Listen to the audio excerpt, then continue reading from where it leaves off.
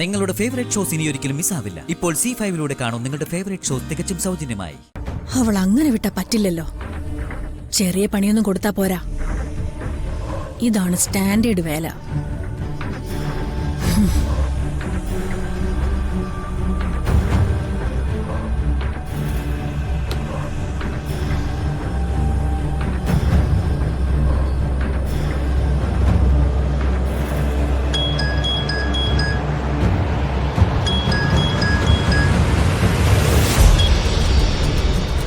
ചേച്ചി, വൈശാഖേ, എന്തുണ്ടാ അവിടെ വിശേഷം? ഇവിടത്തെ വിശേഷങ്ങളൊക്കെ ചേച്ചി TV കണ്ടതല്ലേ? കണ്ടു.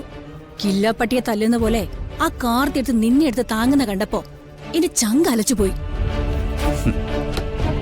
നിനക്ക് ദൈവം 2 കൈ തന്നിരിക്കുന്നത് എന്തിനാടാ? തിരിച്ചടിക്കണ്ടേ അവനെ? അതൊക്കെ എന്റെ ഒരു അഭ്യാസമല്ലായിരുന്നു ചേച്ചി. എന്ത് അഭ്യാസമാണെങ്കിലും അത് നന്നായില്ലെന്നാ എനിക്ക് തോന്നുന്നത്. കാരണം നീയും മൈഥിലിയും തമ്മിലുള്ള യഥാർത്ഥ ബന്ധം എല്ലാവർക്കും ഇപ്പൊ ഇവിടെ മനസ്സിലായി.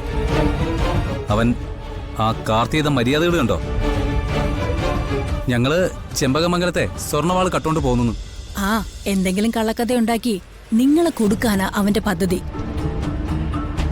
അവിടെ വാളുമില്ല, ഒരു തേളുമില്ലാന്ന് എനിക്കറിഞ്ഞൂടെ? അല്ലെങ്കിൽ തന്നെ വാള് കട്ടെടുക്കാൻ മൈഥിലിക്ക് എവിടെയാ നേരം?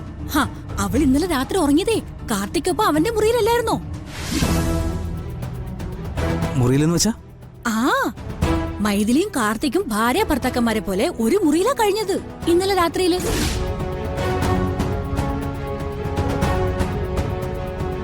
അപ്പൊ മീനാക്ഷി? മീനാക്ഷിയെ മൈഥിലി ബോധം കെടുത്തി കിടത്തി. എന്നിട്ടേ ഇന്നലെ രാത്രി 2 പേരും കൂടെ ഒരുമിച്ചാ കിടന്നുറങ്ങിയത്. രാവിലെ മീനാക്ഷി വിളിക്കാൻ ചെന്നപ്പോ മീനാക്ഷി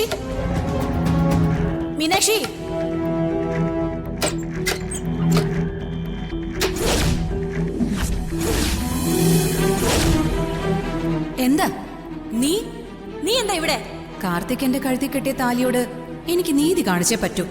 അതുകൊണ്ട് ഞാൻ ഇന്നലെ രാത്രി എന്റെ ഭർത്താവ് കാർത്തിയോടൊപ്പാ കടന്നത്. ഇന്നലെ രാത്രി എന്ത് സന്തോഷത്തിലായിരുന്നു നമ്മള്, അല്ലേ കാർത്തിക്? പഴയതുപോലെ. ഓ, അത് ശരി.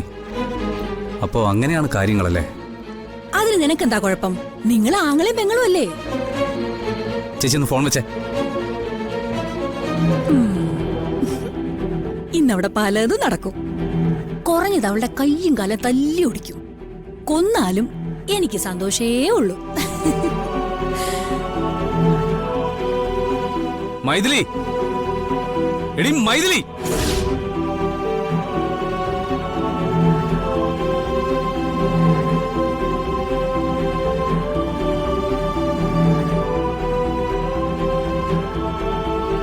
വൈശാഖ,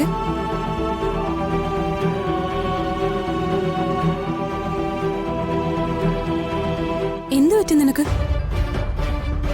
എന്താ വല്ലാത്തൊരു ദേഷ്യം? എന്താ കുഞ്ഞുറങ്ങാൻ താമസിക്കുന്നോണ്ടാണോ? നീ കുഞ്ഞിനെ കൊണ്ടുവന്ന് ഉറക്കിട്ട് വാ. ചെല്ല്.